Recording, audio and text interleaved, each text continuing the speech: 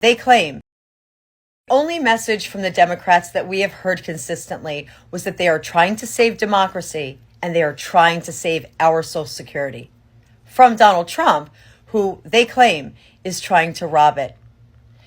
Efforts to dismantle the Social Security Agency are as dangerous as anything else they are doing in this country, especially because the people who will be most negatively affected by their dismantling and undermining of the Social Security Agency are the people who most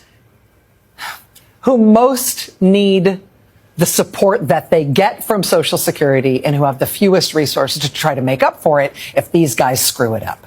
It's profoundly dangerous what they are doing. And that's why you're seeing not only old people and disabled people who get Social Security revolting, you're seeing every American with a drop of empathy in their soul revolting over that. Because to do something that irresponsible and cruel to a population to whom we owe so much, and that is, by definition, in need of what that agency provides them, and potentially frail or unable to advocate for themselves when they are hurt by what this administration is doing, yeah, there's going to be pushback with you guys messing with Social Security. Now that there has been pushback that they can't handle, they're just pretending that they weren't attacking Social Security at all.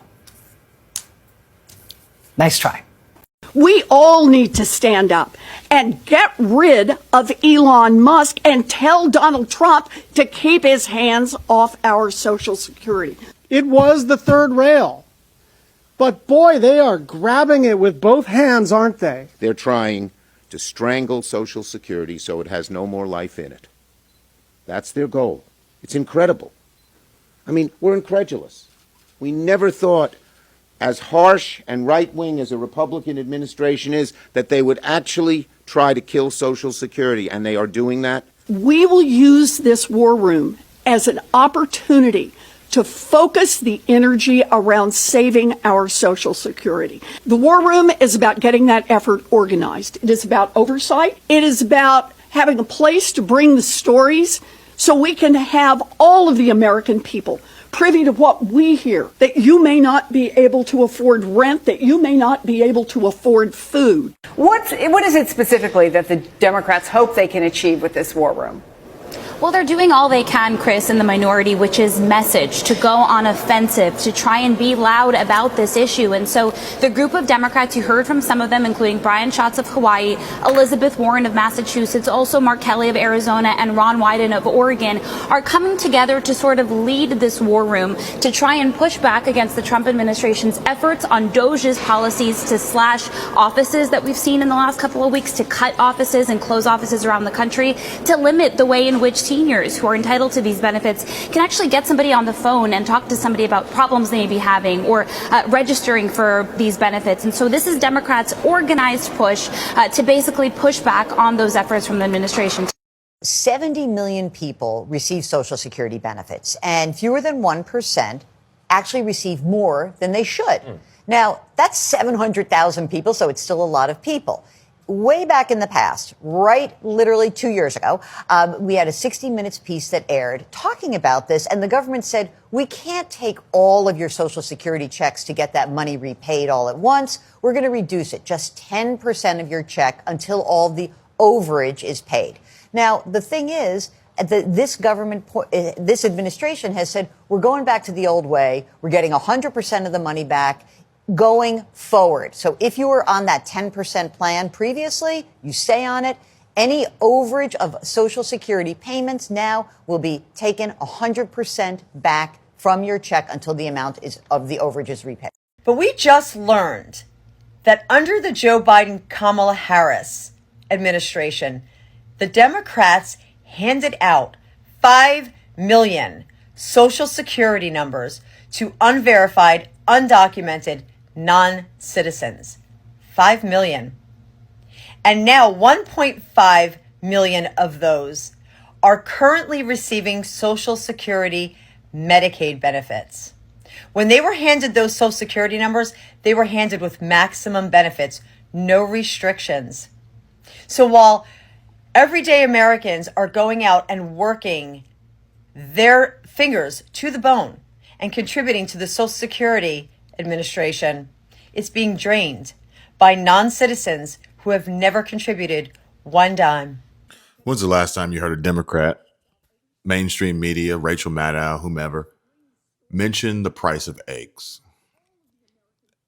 And yeah, this has nothing to do with the price of eggs. And in fact, now it has nothing to do with Social Security. But what we should pay attention to here, what we mustn't ignore, is that this is just their next attack. This is just their next talking point. And yes, this is in fact my channel. So I would appreciate it if you hit the like button, if you like the video, and subscribe.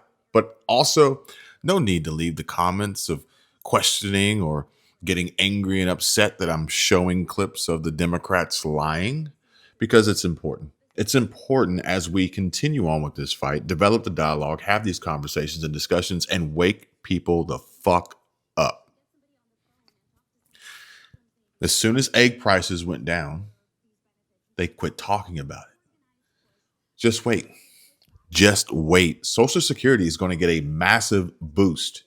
It's going to be proof positive of everything that President Trump has promised, promise made, promise kept, the work that Elon Musk and Doge has been engaging in, and the benefits of the mandate that the popular vote unanimously elected as president, number 47 and potentially 48, President Trump. Actually, he would still be 47. He wouldn't get 48. He'd still be 47. But a third term, that would be epic. That would be crazy. However, as soon as the evidence is clear and presented, they're going to have to change their tune. They're going to have to move on to something else. And what will it be? What do you guys think the Democrats are going to use, the media is going to use, the left is going to use, the deep state is going to use to try and divide America next? First, it was eggs and inflation. Egg prices came down. Inflation's coming down. Then now Social Security. So obviously, next will be tariffs. If you don't want China controlling America, then you need to make sure that America can produce and manage and manufacture what it needs. Otherwise, China will control America. As a country, you put yourself in a position of extreme weakness by relying on other countries to supply all of the things that you need to manage your country. Listen, tariffs are going to lead to higher prices for consumers, flat out. And I'd like to share the latest with you from a video I just happened to come across on YouTube, where the YouTuber warns that the economy is likely to worsen, particularly if proposed tariffs are implemented significantly. And they suggest that both consumers and investors need to prepare for tougher times ahead. The recent core PCE inflation report, which excludes volatile food and energy prices, shows inflation at 2.8% year over year, higher than the Federal Reserve's target of 2%. The Fed has been trying to lower this rate for years without success. Lowering the Fed funds rate could stimulate spending and increase demand, pushing prices and inflation higher, which conflicts with the Fed's goal if inflation remains elevated. Tariffs such as those on aluminum, steel, and a potential 25% tariff on imported automobiles could further drive inflation up by increasing costs, an impact not yet reflected in current economic data, which looks backward. Signs of an economic slowdown include weaker job growth, recent layoffs, slower GDP, and reduced consumer spending as people grow cautious. The stock market has also reacted negatively to this uncertainty, dropping nearly 5% in the last 3 months. And the brother on the video advises that consumers should stock up on essentials, save cash, reduce debt, cut unnecessary expenses, and keep their resumes updated. For investors, they recommend dollar cost averaging into the market during downturns when stocks are on sale, adding value stocks or non-cyclical sector investments, for example, consumer staples like Coca-Cola or Costco. Diversifying portfolios and maintaining a long-term perspective despite short-term volatility, they emphasize preparation and awareness, urging viewers to understand these economic factors to make informed financial decisions. The Democrats aren't trying to save our Social Security. Not when they're handing 5 million Social Security numbers out to non-citizens like candy. No, they're doing that because they want to change the entire voter demographic. They want to change the voter rolls and gerrymander so that they can never, ever lose another election again. It's power. And if hardworking Americans that have paid into the Social Security system all of their work life lose it in the end, oh well. Sorry. So I don't want to hear the Democrats lie straight-faced and say that they're trying to save democracy. They don't give a shit about democracy. They only care about retaining power. And that's it. You're not going to hear this on mainstream media.